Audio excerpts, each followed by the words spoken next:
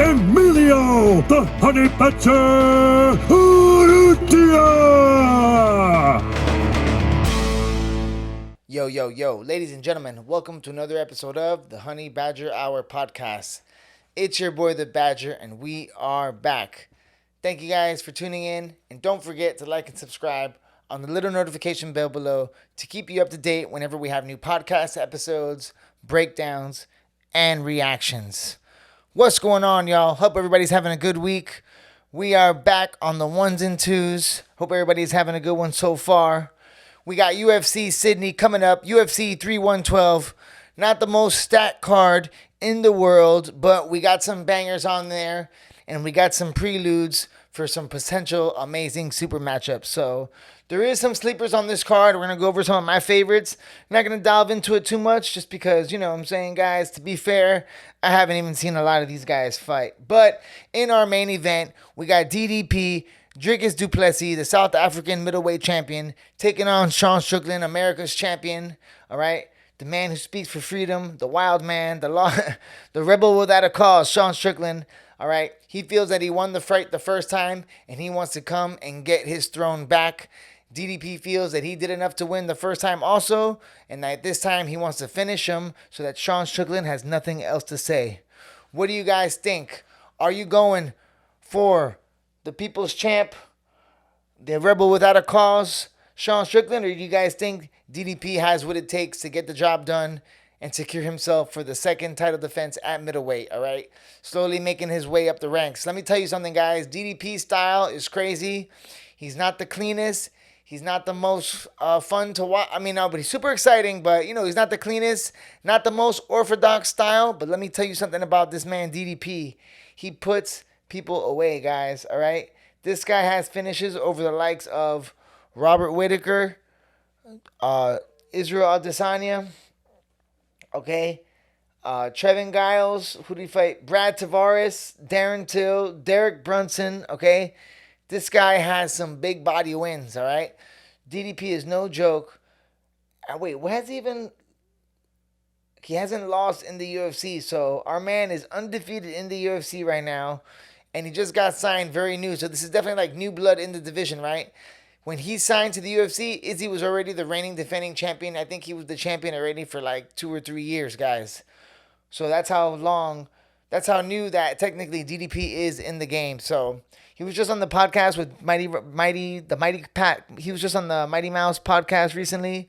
It was really good with Demetrius Johnson. So if you guys haven't checked that out, so you can get to see a lot of his personality come out. You know, DDP, he's a cool dude, man. He seems like a real man's man. You know, a guy, he likes to get after it. He likes to hunt and stuff like this. So you get a little bit to see more of the human side of DDP. So he's ready to go. He's looking more jacked than ever, guys. I'll tell you what.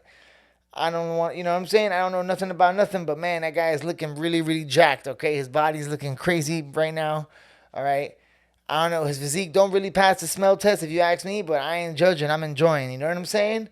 I ain't judging, I'm just enjoying the show. So whatever you got to do, you do to give us the best fights, okay? We want to see finishes, you know what I'm saying? We want to see excitement, we want to see blood. You know how the fans are, so DDP, physique-wise, is looking better than ever. Sean Strickland's coming in with the mustache, shaved head, looking like a proper neo-Nazi, but at the same time, the look kind of fits him, you know? He looks like a cop slash, you know what I'm saying? One of those supremacist type people, but, yo, Sean Strickland says what everybody loves, you know, loves to talk, is not afraid to say what he feels, so he really draws the attention of the fans, right? People really do enjoy him.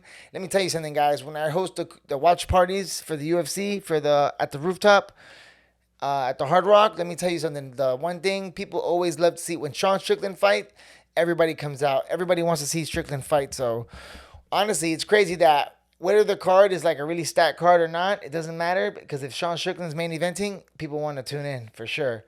So in the rematch, will Sean Strickland jab and steep his way into a decision victory to defeat and take away the title from the champion, Dricus Du Plessis? Or do you guys think DDP has a little bit too much?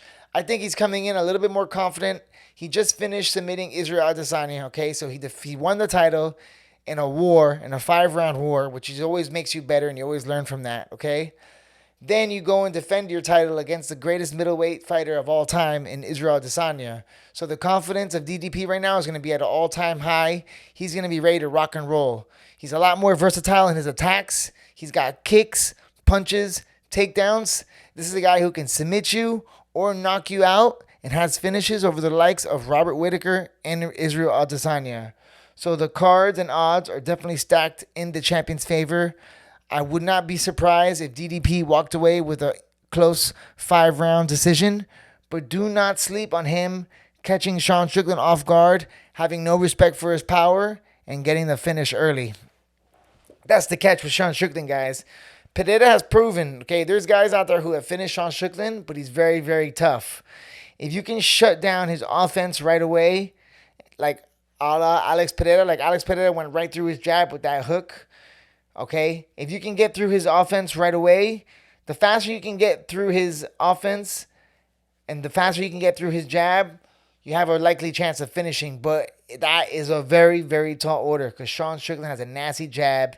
He's got nasty defense. It's so good. Like, it's so, a guy like me can learn a lot from Sean Strickland because he's not the fastest. He's not the strongest. But his defense, he's so skillfully, technically sound on his defense that he can preserve the most important thing you need in this sport. And I'll tell you what, guys, you can talk all you want about Sean Strickland not being an exciting fighter. At the end of the day, in this sport, you last as long as your chin can last. If you're not getting knocked out in fights, okay, everything else you can learn, okay? The one thing you can't train is your chin. When your chin goes, usually the career goes right after. And Sean Strickland's number one attribute as a fighter is his defense and protecting his chin.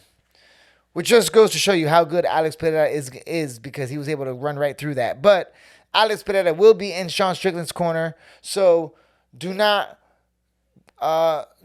sleep on that one, guys. So there's a lot of factors, man. You got Du Plessis, the champion, coming in. He's already beat him before. It was a tough fight, and some people felt Sean won. Sean Strickland feels he won. So Du Plessis has got a lot to work on to see what he needs to do to win.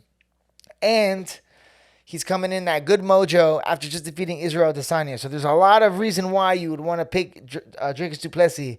But if you are a betting man and you're feeling good about Sean Strickland, just know this. He technically won the first fight, okay? Some people believe otherwise. I'm a little bit torn on that one, okay? He was winning with his jab, but I just feel like because it's MMA and it's a full fight, Du Plessis just did a little bit more. You know what I'm saying? Like just with the kicks, the punches, the takedowns. Even though he didn't hold you down, he still took you down. He was just more of a well-rounded fight against you, right? But the jab and the teep are super effective, and he really didn't get hit. So if you are a Sean Strickland fan, here's what I think you can be really excited about with Sean Strickland, guys. Sean Strickland has unlimited cardio and a ton of 5-round experience, okay? He is not afraid. He won his title in Australia, so he's going to have good juju there. He's going to be loving the scene, all right? He also is super, super lightning jab, very clean, and we already felt like he won the first fight. And on top of that, guys, he's going to have Chama in his corner. So say what you want, but Chama's got that good Amazon juju. You know what I'm saying? I think they got some voodoo, some Amazonian, Brazilian, old school voodoo that he got. So they can cast a spell on Du Plessis. I mean, I'm telling you right now, bro, if I'm about to fight, the last thing I want to see is Chama in the corner, just over the cage looking at you, all right? That shit would put the fear in my balls. I'm telling you right now. So DDP versus Sean Strickland, guys. I think this is a pick'em fight, 50-50. I really wouldn't be surprised if either one. My heart wants Sean Strickland, but I ain't mad at DDP, bro. DDP looks like a real lad's lad. He looks like a real mensch. He looks like a dude's dude. So two guys that I can definitely kick it with. You know what I'm saying? We will see you guys soon. All right. Have a great night. It was a pleasure, and we'll catch you tomorrow. Honey Badger Hour. We are out.